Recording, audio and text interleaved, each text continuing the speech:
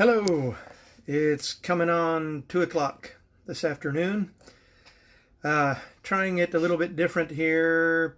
It's really nice sunny day, so I just have the natural light coming in the windows. Hopefully that works out okay on your end.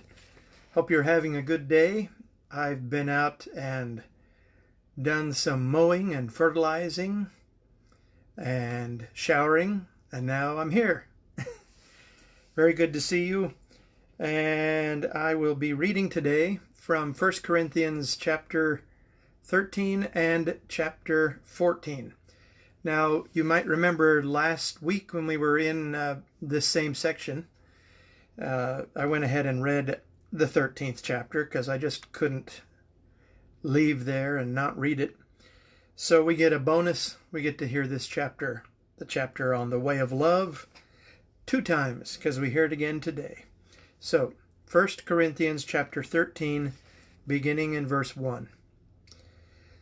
If I speak in the tongues of men and of angels, but have not love, I am a noisy gong or a clanging cymbal.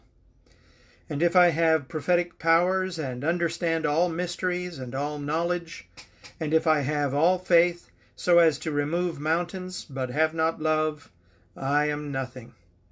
If I give away all I have, and if I deliver up my body to be burned, but have not love, I gain nothing. Love is patient and kind. Love does not envy or boast. It is not arrogant or rude. It does not insist on its own way. It is not irritable or resentful. It does not rejoice at wrongdoing, but rejoices with the truth. Love bears all things, believes all things, hopes all things, endures all things. Love never ends. As for prophecies, they will pass away. As for tongues, they will cease. As for knowledge, it will pass away. For we know in part, and we prophesy in part. But when the perfect comes, the partial will pass away. When I was a child, I spoke like a child, I thought like a child, I reasoned like a child. When I became a man, I gave up childish ways. For now we see in a mirror dimly, but then face to face. Now I know in part, then I shall know fully, even as I have been fully known. So now faith, hope, and love abide, these 3. But the greatest of these is love. Chapter 14 of 1 Corinthians now. Verse 1. Pursue love and earnestly desire the spiritual gifts, especially that you may prophesy. For one who speaks in a tongue speaks not to men but to God, for no one understands him, but he utters mysteries in the Spirit.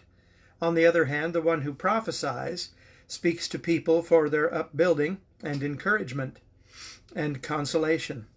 The one who speaks in a tongue builds up himself, but the one who prophesies builds up the church.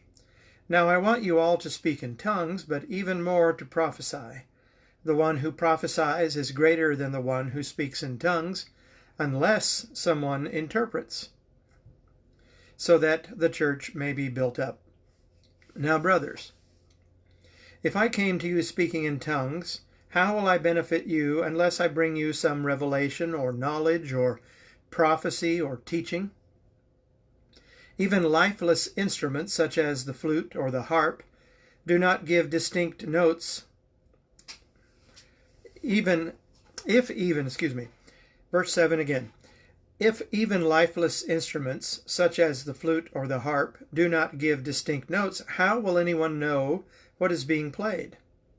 And if the bugle gives an indistinct sound, who will get ready for battle?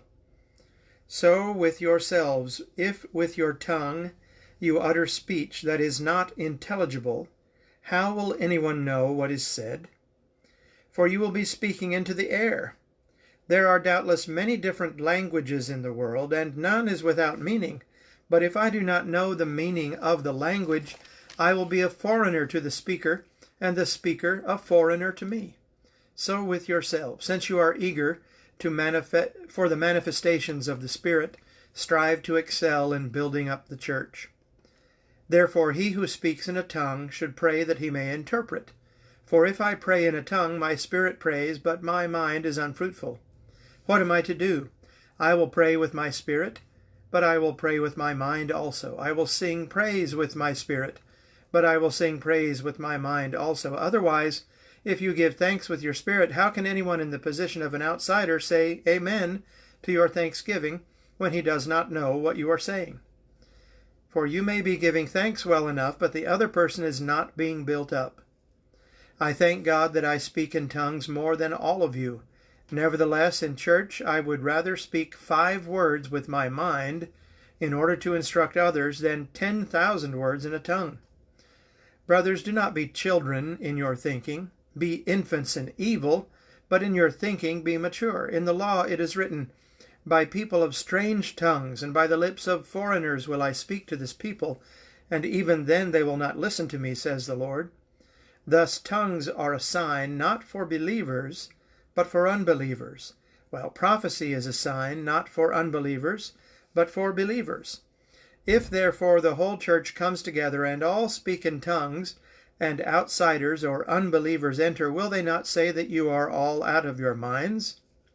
But if all prophesy, and an unbeliever or outsider enters, he is convicted by all, he is called to account by all. The secrets of his heart are disclosed, and so, falling on his face, he will worship God and declare that God is really among you. What then, brothers? When you come together, each one has a hymn, a lesson, a revelation, a tongue, or an interpretation. Let all things be done for building up. If any speak in a tongue, let there be only 2 or at most 3, and each in turn, and let someone interpret. But if there is no one to interpret, let each one of them keep silent in church, and speak to himself and to God. Let 2 or 3 prophets speak, and let the others weigh what is said. If a revelation is made to another sitting there, let the first one be silent, for you can all prophesy one by one, so that all may learn and all may be encouraged. And the spirits of the prophets are subject to prophets, for God is not a God of confusion, but of peace. As in all the churches of the saints, the women should keep silent in the churches, for they are not permitted to speak, but should be in submission, as the law says. If there is anything they desire to learn, let them ask their husbands at home, for it is shameful for a woman to speak in church. Or was it from you that the word of God came? Or are you the only ones it has reached? If anyone thinks he is a prophet or spiritual, he should acknowledge that the things I am writing to you are a command of the Lord. If anyone does not recognize this, he is not recognized. So, my brothers, earnestly desire to prophesy, and do not forbid speaking in tongues, but all things should be done decently and in order. All right, that's the chapters for today. Thank you, and I hope you enjoy the rest of your day. It's a beautiful day here. Got Jude out there mowing the backyard now, and I think he was just coming in because I think he might be out of gas. So I better check on him. Love you all. Much love and respect. Hang in there. Bye for now.